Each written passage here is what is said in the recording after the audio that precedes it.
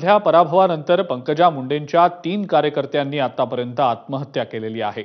यानंतर आता पंकजा मुंडे यांनी आपल्या कार्यकर्त्यांना भावनिक आवाहन केलंय।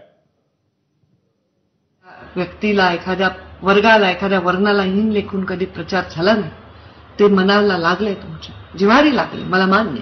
आपल्याला वंचितांचा आवाज बनायचा आहे। या संघर्षामध्ये आपल्याला त्या सगळ्यांना ताकद देणारी एक फौज बनायचं आहे।